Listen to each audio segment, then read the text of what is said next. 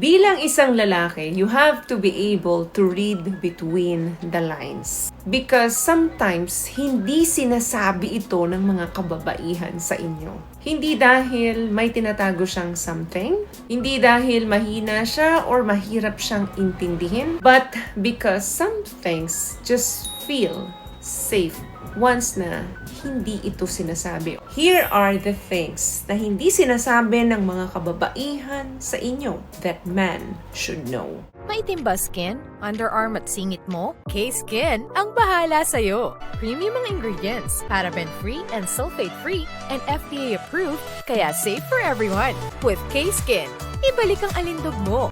Huwag nang magpahuli. Eto, sa may mga nililigawan or may napupuso ang babae. Tandaan nyo to guys, kapag gusto ka ng isang babae, gagawin niyang easy ang lahat para sa'yo. Kahit na gaano ka-busy ang isang babae, maghahanap yan ng oras para sa'yo. Kung talagang gusto ka ng babae or kung talagang mahal ka niya. Pero kapag kiniklaim ng isang babae na busy siya at wala siyang time sa kung saan-saan, or nagbibigay siya ng napakaraming excuses dahilan kung bakit hindi siya nakakapagbigay ng oras sa'yo, indirect na sagot niya yan na she don't want you. Pag ganyan ng ganyan yung palaging ipinaparamdam sa'yo ng isang babae, walk away quietly habang nandyan pa yung dignity sa'yo. Don't beg, don't chase, and walk away. Number 2 na hindi sinasabi ng mga kababaihan na dapat bilang isang lalaki, alam mo to. Alam naming mga kababaihan the moment na nakita namin ang isang lalaki kung gusto ka agad namin to.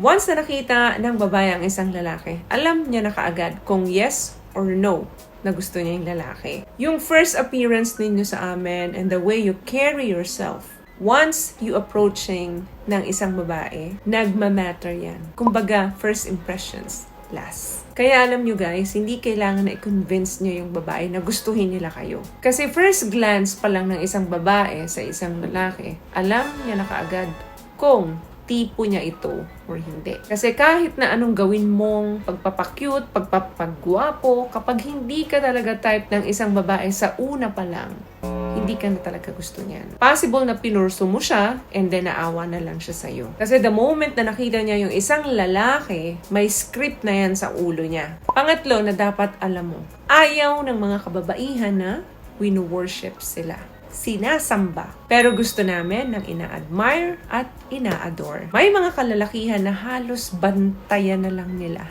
yung mga partner nilang babae. May mga kalalakihan na halos i-worship, i-praise yung kanilang mga partner na para itong very, very fragile na bagay. Alam nyo guys, the moment na nag-start kayo na i-worship ng todo ang isang babae, yan yung oras na nawawala ang respeto ng babae sa inyo. Care for her, yes, but don't worship her. Wag na wag mong i-give up lahat yung mga ginagawa mo or mga pinagkakaabalahan mo sa buhay para lang i-worship yung babae. Yung tipong pag tumawag siya, nagmamadali para sa kanya. Anytime na gawin ng babae sa'yo to, mapa-importante man or hindi, takbo ka kaagad papunta sa kanya. Lalaki ka, so dapat may spine ka. Turn off ang mga kababaihan kapag sunod-sunuran ang mga kalalakihan sa kanila. Kasi nawawala na yung challenge, nawawala na yung pagiging leader ninyo. Yes, sa una okay ito sa mga kababaihan, pero habang tumatagal, lalo na kapag nasa serious relationship na kayo, nawawala na ng gana ang isang babae.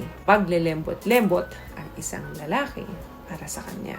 What I love about this product, itong No More Dark Secret ng K-Skin, bukod sa may advanced whitening na siya na kung saan pwede niyang matulungan na pumuti yung mga singit-singit mo, moisturizing, meron siyang anti-irritation, antibacterial, maintain healthy pH level. Hindi lang pambabae, meron din po tayong pang-lalaki. And last one, alam mo ba na kapag nag-mention ka ng pangalan ng babae sa partner mo, ipapakita niya sa'yo na kunyari, hindi niya nadinig yun. Hindi niya yun bibigyan ng attention. Pero ang totoo, nakascript sa ulo niya ang pangalan ng babaeng banggit mo. Tatandaan ng isang babae to the point na posibleng i-stalk niya pa sino yung babaeng binanggit mo.